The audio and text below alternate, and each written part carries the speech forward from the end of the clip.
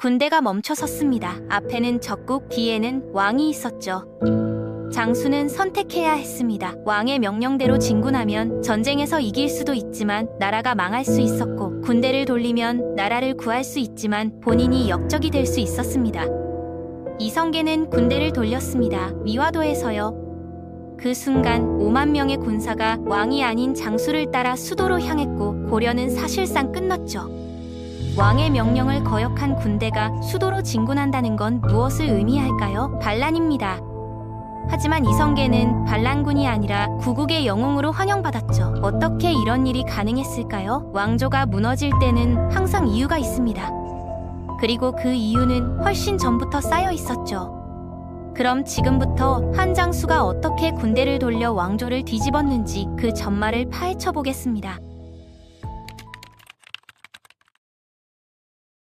고려말은 이미 죽어가는 나라였습니다. 큰 집안들이 땅을 독차지하고 관직을 대물림하고 법을 제멋대로 비틀어댔죠. 왕이 명령을 내려도 실제 권력은 권문세족의 손에 있었고, 백성은 땅도 없이 숨만 쉬는 신세였습니다. 한 예로 어떤 권문세족은 몇 개 군현의 땅을 통째로 소유하고 있었고, 그 땅에서 일하는 백성들은 평생 빚을 갚아도 자유를 얻지 못했죠. 농사를 지어봐봤자 수확의 절반 이상은 주인에게 빼앗기고 남는 건 빚더미뿐이었거든요. 세금도 2중 3중으로 거쳤습니다. 나라에 바치고 지방관리에게 바치고 토지 주인에게 또 바쳐야 했죠.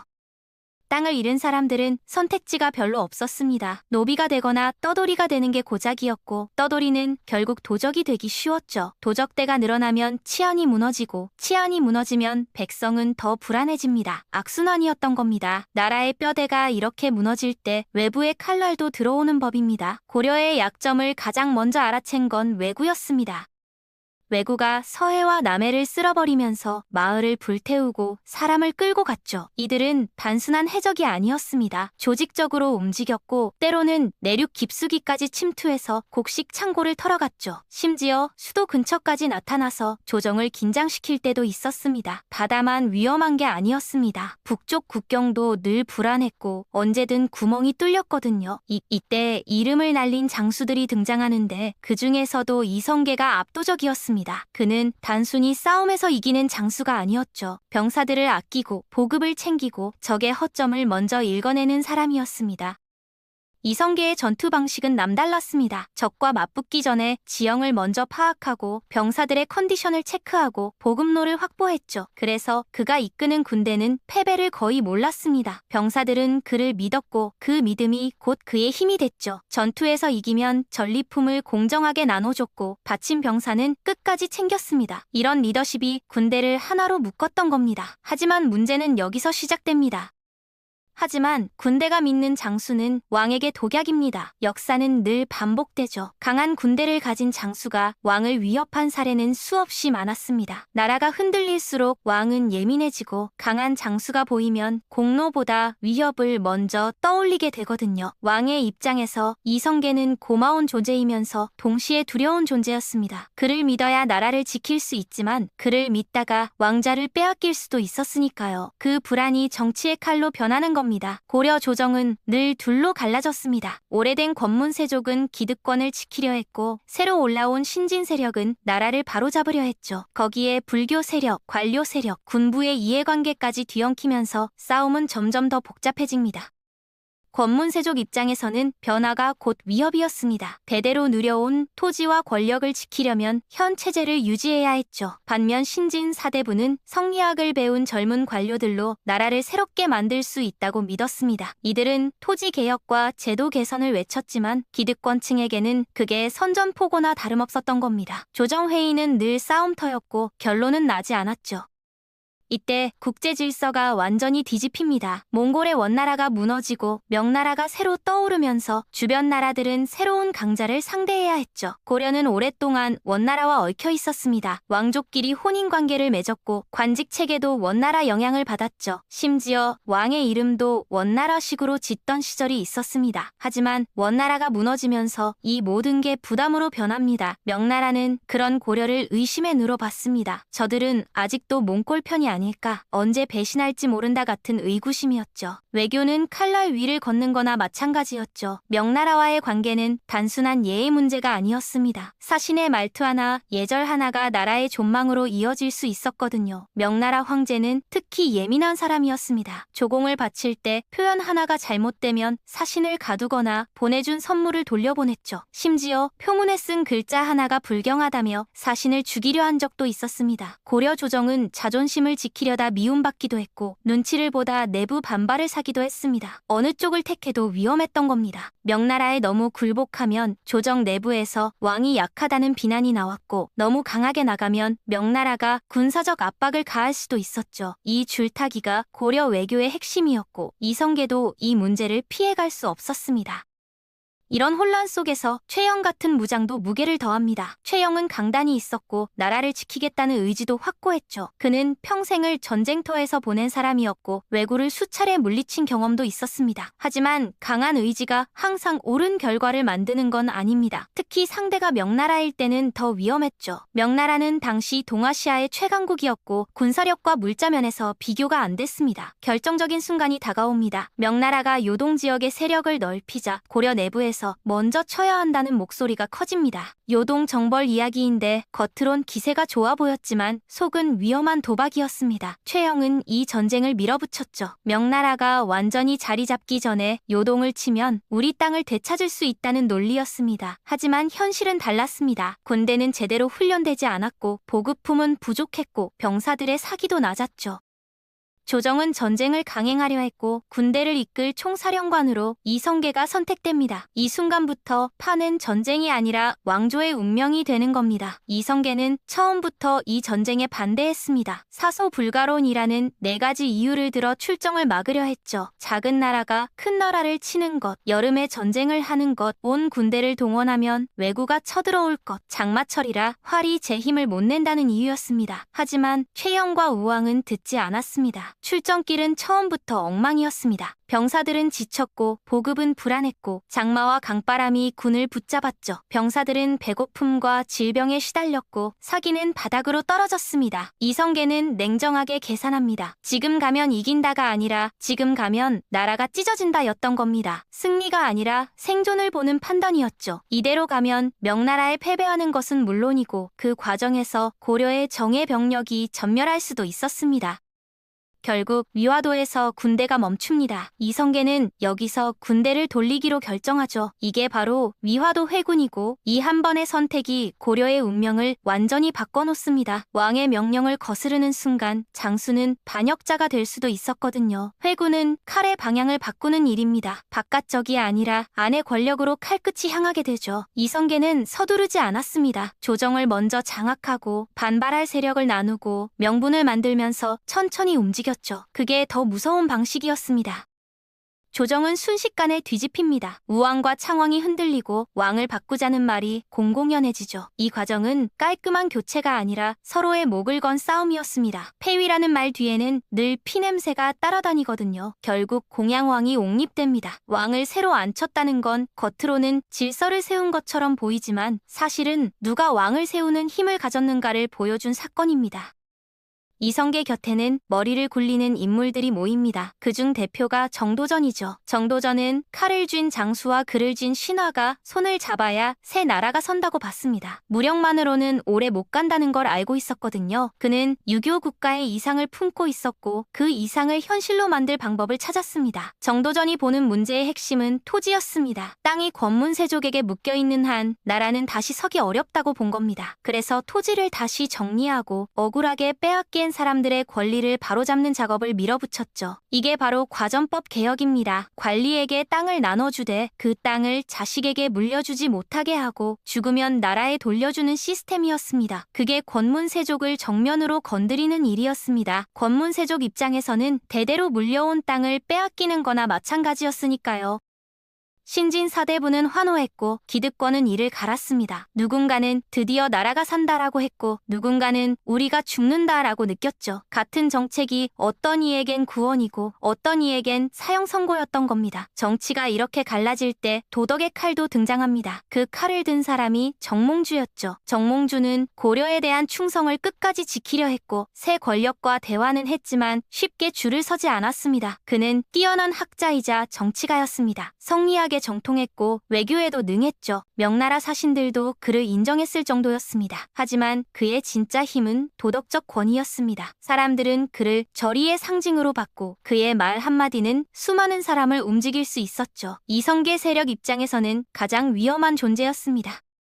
이성계 쪽은 정몽주가 자기 편이 되길 바랐습니다. 정몽주가 넘어오면 명분이 완성되니까요. 하지만 정몽주는 나라를 고치는 건 좋지만 왕조를 뒤엎는 건 다르다는 선을 그었죠. 이 선 하나가 나중에 큰 피로 이어집니다. 이성계는 자신의 약점을 알고 있었습니다. 그는 시골 무장 출신이라는 시선을 받았고 귀족 세계의 말투와 예법에 익숙하지 않았거든요. 그래서 더더욱 신하들의 지지와 백성의 마음이 필요했습니다. 그 마음을 얻는 방식은 현실적이었습니다. 갑자기 모든 걸 바꾸면 사람들이 겁을 먹고 돌아선다는 걸 알았죠. 그래서 기존 제도는 겉으로 유지하면서 속을 바꾸는 방식을 택합니다. 천천히 장악하는 기술이었던 겁니다. 하지만 느린 장악은 늘 시간을 필요로 하고 시간은 적에게도 기회가 됩니다. 반발 세력은 숨어 있다가 고개를 들고 중립 세력은 상황을 보며 줄을 바꿀 준비를 하죠. 명나라의 시선도 무거웠습니다. 명나라는 고려의 변화를 불안하게 봤고 새 세력의 의도를 파악하려 했죠. 조공, 책봉, 사신 예절 같은 문제로 계속 압박을 주면서 너희는 아직 내 아래다를 확인하려 했습니다. 신생 왕조는 이런 압박에 더 취약하거든요. 조정 내부는 한쪽에서 개혁을 밀고 다른 쪽에서 왕조를 지키려 하면서 계속 충돌했습니다. 문제는 싸움이 토롬이 아니라는 점입니다. 누가 살아남느냐의 문제로 바뀌면 논리보다 칼이 먼저 나오거든요. 이성계는 고민에 빠집니다. 여기서 물러서면 반역자가 되고 더 밀면 왕조를 무너뜨리는 사람이 되죠. 그는 선택지를 좁혀갑니다. 왕을 직접 베지 않고도 왕권을 껍데기로 만들 수 있고 왕조를 부수지 않고도 넘어설 수 있다고 믿었던 겁니다. 그 과정에서 사람들은 점점 새나라라는 말을 입에 올리기 시작합니다. 희망을 가진 사람은 모여들고 위협을 느낀 사람은 칼을 갈았죠. 정도전은 여기서 더 나아갑니다. 새 나라의 뼈대를 그리기 시작하죠. 왕이 절대 권력을 휘두르는 나라가 아니라 신하의 제도와 법으로 돌아가는 나라를 꿈꿨습니다. 왕의 자리는 필요하지만 왕의 칼은 제한하고 싶었던 겁니다. 이 구상은 군대와 공응을 세운 왕자들에게 위험한 설계도였습니다. 우리가 피 흘려 세운 나라에서 우리가 밀려나나라는 생각이 들 수밖에 없었죠. 하지만 아직은 그 폭발 전입니다. 고려가 완전히 무너진 건 아니고 공양왕이 앉아있고 이성계는 실권을 쥐고 있으며 정도전은 개혁을 밀고 정몽주는 마지막으로 버티고 있었죠. 이 판은 누가 한 발 먼저 헛디디느냐의 게임이었습니다. 정몽주는 마지막까지 줄을 서지 않습니다. 이성계가 병을 핑계로 물러나 있을 때도 정몽주는 고려 조정을 붙잡으려 했고 새 세력의 움직임을 견제했죠. 이성계 쪽도 더 기다릴 수 없었습니다. 명분을 만들려면 정몽주를 설득해야 하고 설득이 안 되면 막아야 하죠. 막는 방법은 여러 가지지만 당시 정치에서 가장 확실한 방법은 한 가지였습니다. 입을 영원히 닫아버리는 겁니다. 이때 이성계의 아들 이방원이 전면에 등장합니다. 그는 단순한 왕자가 아니었습니다. 과거에 급제한 문무겸비형이었고 정치의 냄새를 빠르게 맡는 사람이었죠. 무엇보다 기회는 기다리면 사라진다는 쪽 사람이었습니다. 이방원은 아버지가 너무 신중하다고 봤습니다. 정몽주를 설득하려는 시도는 이미 여러 번 실패했고 시간이 갈수록 상황은 불리해질 수 있었거든요. 정몽주가 고려파를 결집시키면 판이 다시 흔들릴 수 있었습니다. 이방원은 결단을 내립니다. 아버지가 하지 못하는 일을 자신이 하겠다고요. 이방원은 정몽주 같은 인물이 살아있으면 고려라는 이름이 끝까지 사람들의 마음을 붙잡을 수 있다는 걸 알았습니다. 그럼 새 판은 늘 불안해지죠. 그 불안을 끊어내는 방식은 잔인하지만 단순했습니다. 이방원은 정몽주를 자기 집으로 초대합니다. 술을 마시며 마지막으로 설득을 시도했죠. 유명한 하여가와 단신가가 오간 것도 이날 밤이었습니다. 이런들 어떠하리 저런들 어떠하리 라며 함께 가자는 이방원에게 정몽주는 이 몸이 죽고 죽어 100번 고쳐 죽어도라며 거절했습니다. 결정적인 밤, 선주교에서 사건이 벌어집니다. 정몽주가 집으로 돌아가는 길에 습격을 받고 그는 끝내 살아남지 못하죠. 쇠몽둥이에 맞아 죽었고 그의 피가 다리돌에 스며들었습니다. 그 순간 고려를 지킬 수 있는 상징 하나가 꺾입니다. 단순한 암살이 아니라 시대의 문을 닫는 사건이었던 겁니다. 선주교라는 이름도 이때부터 생겼습니다. 정몽주의 충절을 기려 선비의 대나무다리라는 뜻이었죠. 이성계에게도 이 사건은 가볍지 않았습니다. 정몽주를 잃는 건 명분의 일부를 잃는 것이고 동시에 더 이상 되돌아갈 길이 없다는 신호니까요. 사람들은 이제 알아챕니다. 말이 아니라 칼이 선택되었다는 걸요. 정몽주의 죽음 이후 조정은 더 빠르게 기우기 시작합니다. 중립이던 사람들은 줄을 서고 반대하던 사람들은 숨거나 떠났죠. 이성계는 겉으로는 조심스러워 보이지만 속에서는 이미 다음 단계가 진행되고 있었습니다. 이 단계에서 가장 중요한 건 형식입니다. 힘으로만 바꾸면 반발이 남고 반발은 언제든 반란이 되거든요. 그래서 사람들의 입에서 어쩔 수 없었다는 말이 나오게 만들어야 했습니다. 왕도, 대신도, 백성도 그렇게 믿게 해야 하죠. 역사는 승자가 쓰는 것이지만 그 승자도 최소한의 명분은 필요했습니다. 공양왕은 점점 더 외로운 왕이 됩니다. 왕좌에 앉아있지만 명령할 힘이 없고 심지어 왕좌를 지키는 군대도 온전히 자기 편이 아니었죠. 측근들은 하나둘 떠나가고 남은 사람들도 눈치만 보며 말을 아꼈습니다. 왕이 약해진다고 나라가 안정될까요? 아니죠. 강한 쪽이 더 빨리 달려들 뿐입니다. 공양왕은 알고 있었을 겁니다. 자신이 고려의 마지막 왕이 될 거라는 걸요. 하지만 어떻게 할 도리가 없었습니다. 군대도 신하도 백성도 이미 다른 곳을 보고 있었으니까요.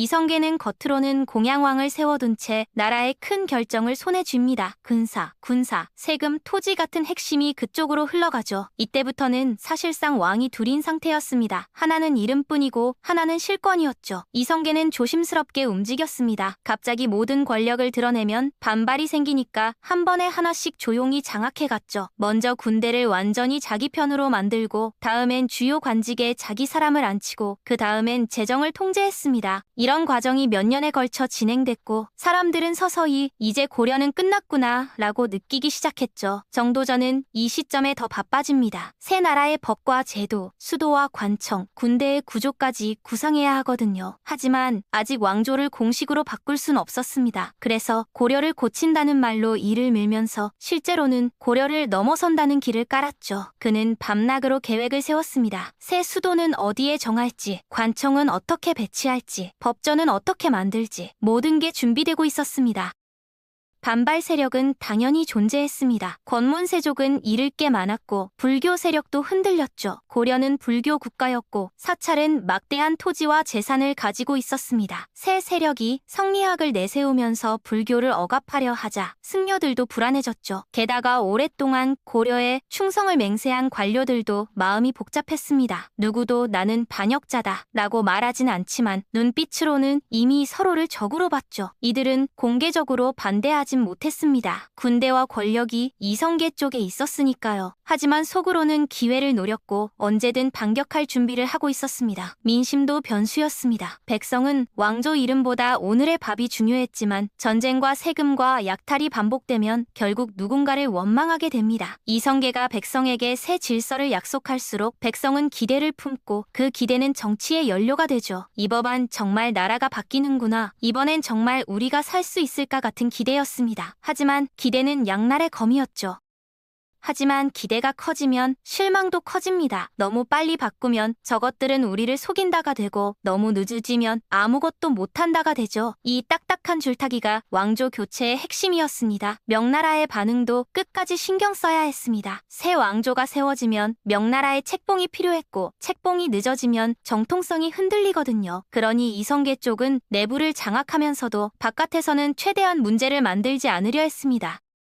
여기서 중요한 건 누가 먼저 칼을 빼느냐가 아니라 누가 먼저 끝까지 가느냐였습니다. 반쯤만 가면 가장 위험한 위치가 되거든요. 고려를 지키는 쪽에게도 미움받고 새 나라를 원하는 쪽에게도 믿음받지 못하죠. 그래서 결국 결단이 필요했습니다. 이성계도 알고 있었습니다. 이제 더 이상 물러설 수 없다는 걸요. 앞으로 나아가면 왕이 되고 뒤로 물러서면 반역자로 죽습니다. 중간 지점은 없었죠. 정몽주가 죽은 이후 결단의 조건이 여건이 하나씩 채워졌습니다. 반발할 상징이 사라지고 조정의 줄이 바뀌고 군대의 중심이 흔들리지 않게 되었죠. 명나라의 태도도 조금씩 누그러들기 시작했습니다. 이성계가 조공을 성실히 바치고 낮은 자세를 유지하자 명나라도 일단은 지켜보자는 태도를 보였거든요.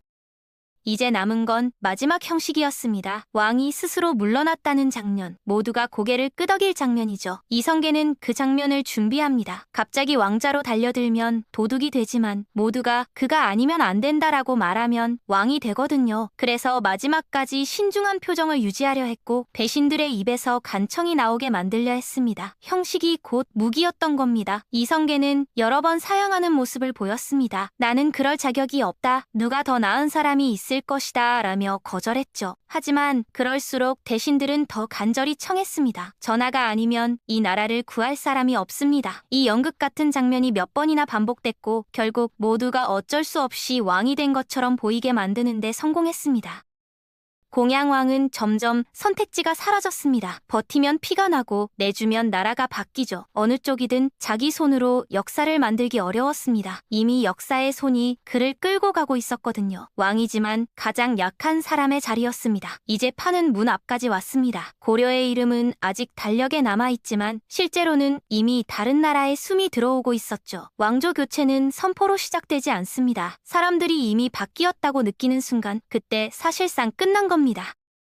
그리고 바로 그 다음 장면에서 이성계는 선택을 강요받습니다. 완전히 물러나면 반역자로 죽고 완전히 올라서면 새로운 왕이 되죠. 중간은 없었습니다. 이제 남은 건 단 하나, 마지막 문을 여는 방식뿐이었습니다. 1392년 공양왕이 폐위되고 이성계가 왕위에 오릅니다. 대신들의 간청이라는 형식을 갖췄지만 모두가 알고 있었죠. 이건 준비된 결말이었다는 걸요. 그렇게 500년 고려가 역사 속으로 사라지고 새로운 왕조 조선이 시작됩니다. 위화도에서 군대를 돌린 그 장수는 이제 새 나라의 왕이 된 겁니다.